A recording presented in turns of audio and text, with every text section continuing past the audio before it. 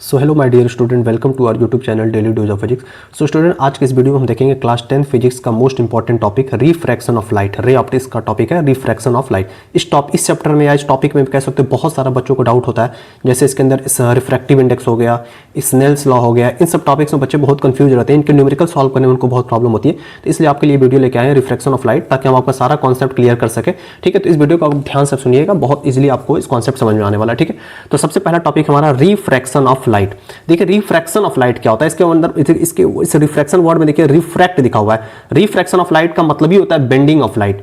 देखिए the phenomenon of bending of ray of light when it enter from one medium to another medium. जब भी light एक medium से दूसरे medium में एंटर करेगी तो लाइट की बेंडिंग होगी। ठीक है, इसी फिनोमेना को रिफ्रैक्शन ऑफ लाइट बोला जाता है। फॉर एग्जांपल, जैसे सपोज करिए एयर है, ये ग्लास है, ठीक है, और ये जो लाइन है ये एक इंटरफेस होती है जो दो अलग अलग मीडियम को सेपरेट करती है ना, उसको इंटरफेस बोलते हैं। तो एक इंटरफेस है, इस इंटरफेस के ऊपर एयर है, इस इंटरफेस के नीचे ग्लास है। अब देखिए लाइट कहां से आ रही है, आपको लाइट आपके एयर मीडियम में आ रही है। आपको पता है कि लाइट की स्पीड एयर में या वैक्यूम, लगभग देखिए दोनों में सेम मानते हैं, एयर हो चाहे वैक्यूम, वैक्यूम मतलब खाली स्पेस। तो लाइट की स्पीड हमेशा एयर और वैक्यूम में कितनी होती है, 3 × 10⁸ मीटर पर सेकेंड। ये लाइट की स्पीड एयर में होती है। तो देखिए लाइट एयर से आ रही थी, ठीक है, और ये लाइट जैसे ही एक मीडियम एयर मीडियम से ग्लास मीडियम में गई, लाइट की देखिए लाइट को जाना चाहिए था सीधा, ठीक है, लेकिन लाइट की बेंडिंग हो गई। लाइट क्या होगी, सीधा ना जाके लाइट इधर बेंड होगी। ठीक है, देखिए लाइट को ऐसे जाना चाहिए था सीधा, लेकिन लाइट सीधा ना जाके लाइट क्या होगी, इस तरीके से बेंड होगी। तो इसी फिनोमेना को बोला जाता है रिफ्रैक्शन ऑफ लाइट। जब भी लाइट एक मीडियम से दूसरे मीडियम में जाती है तो लाइट की बेंडिंग हो जाती है। इसी फिनोमेना को हम रिफ्रैक्शन ऑफ लाइट बोलते हैं। देखिए ये लाइट जो अभी आ रही है, ठीक है, इसको इंसिडेंट रे बोलते हैं।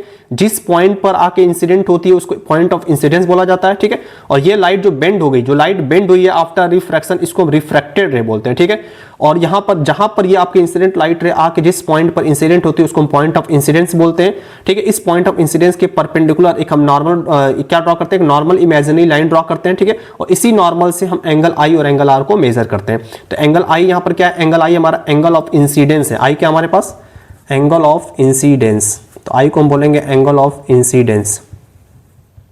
ठीक है, एंगल ऑफ इंसिडेंस क्या होता है, angle between normal and incident ray. Normal और इंसिडेंट रे के बीच के एंगल को एंगल आई बोलते हैं।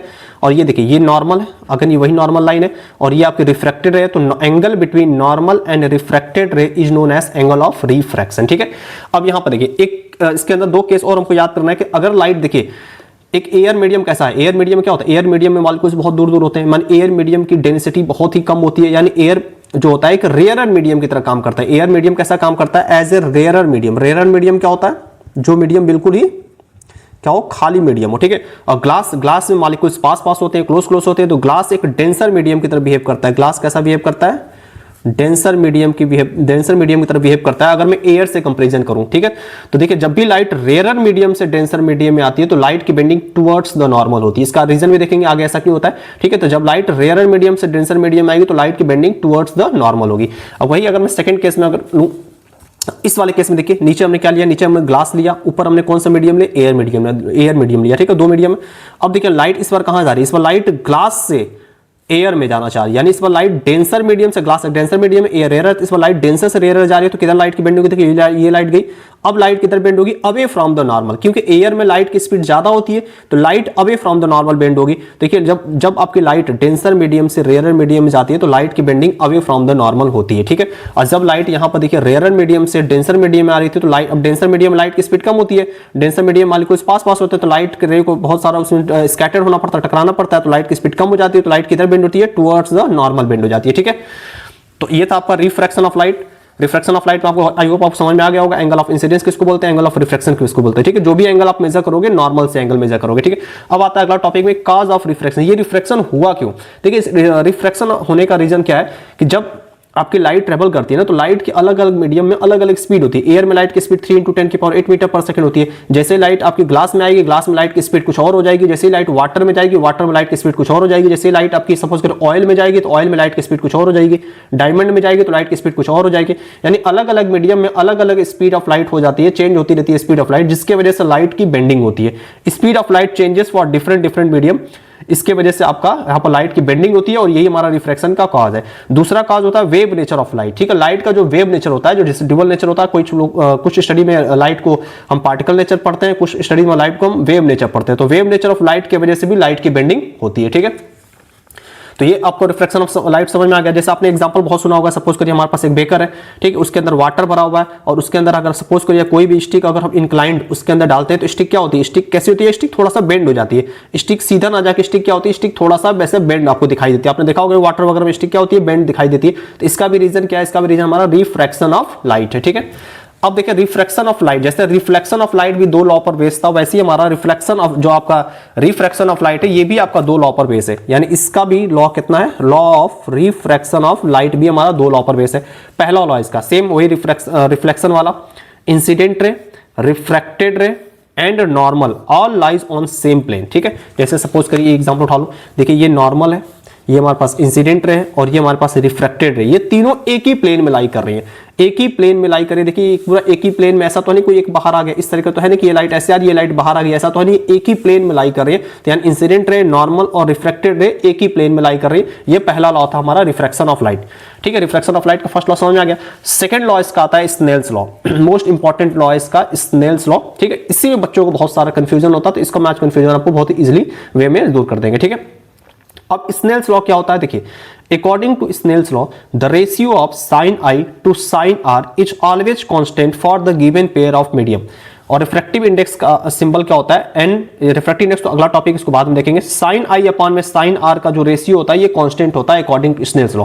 देखिए डेफिनेशन पढ़ने से बच्चों को कभी भी बहुत सारा कंफ्यूजन रहता है, नहीं क्लियर होता, या तो उसको रट लेते हैं, डायरेक्ट एग्जाम में लिख लेते हैं, फिर इसीलिए अगर इस डेफिनेशन को अगर वे रट के जाएंगे तो डेफिनेशन में अगर थ्योरी के क्वेश्चन में आता है तो कर लेंगे, लेकिन अगर एग्जाम में न्यूमेरिकल आ जाएगा तो फिर वहां पर फंस जाते हैं, ठीक है। तो आइए मैं इसको क्लियर करता हूँ कि स्नेल्स लॉ रियल में होता क्या है। देखिए स्नेल्स लॉ के लिए आपको मैं एक एग्जांपल के थ्रू बताना चाह रहा हूं। जैसे सपोज करिए हम तीन पेयर ऑफ मीडियम ले रहे हैं, सपोज करिए एयर है, यहां पर ग्लास लिया, ठीक है।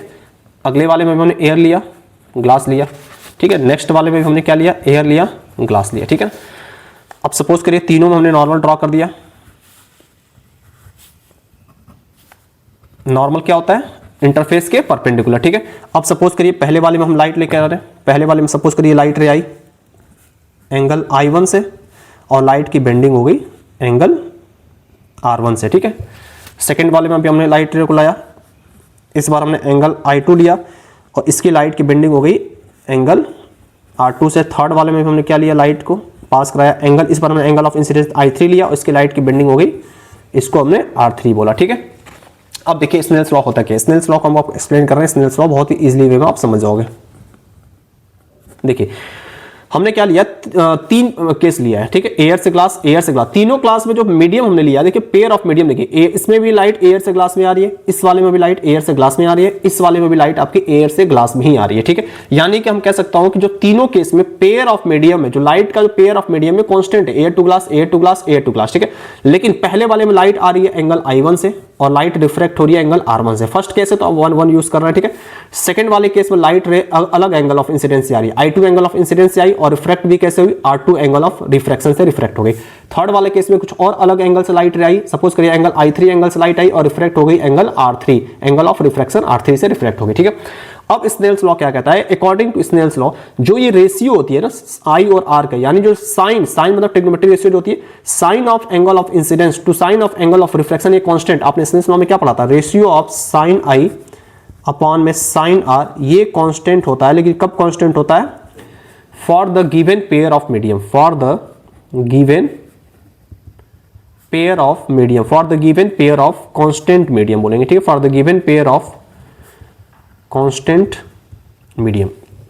अब देखिए यहां तो पेयर ऑफ मीडियम क्या है, कांस्टेंट, एयर से ग्लास, एयर से ग्लास, एयर से ग्लास। पेयर ऑफ मीडियम क्या है, air glass, air glass, air glass, constant है। तो इस केस में according to Snell's law sine, इसका एंगल कितना है I1, हमको साइन I और R का रेशियो लेना है, तो यहां I कितना I1 अपॉन में इसमें R कितना है sine R1 is equal to आएगा साइन I2 अपॉन में साइन R2, ये इक्वल आएगा साइन I3 अपॉन में साइन R3, और ये सारे कांस्टेंट होंगे, सारे ये क्या होंगे, कांस्टेंट होंगे।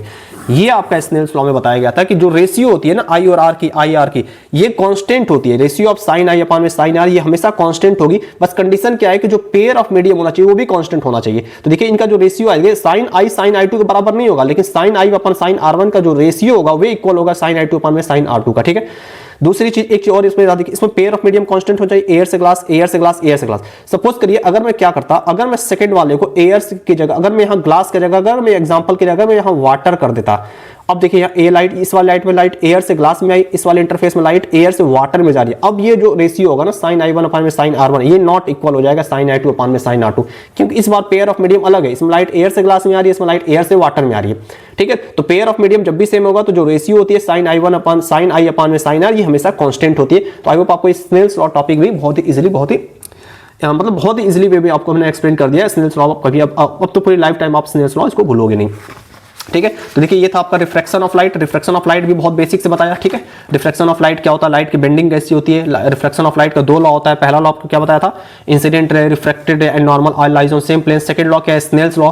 ठीक है, स्नेल्स लॉ में क्या होता है बता दिया, according to Snell's law the ratio of sine I to sine are is always constant for the given pair of medium. ठीक है, अब नेक्स्ट वीडियो में हम आपके लिए टॉपिक लेके आएंगे रिफ्रैक्टिव इंडेक्स। उसमें बहुत सारा डाउट होता है, रिफ्रैक्टिव इंडेक्स का न्यूमेरिकल कैसे सॉल्व होगा, रिफ्रैक्टिव इंडेक्स होता क्या है।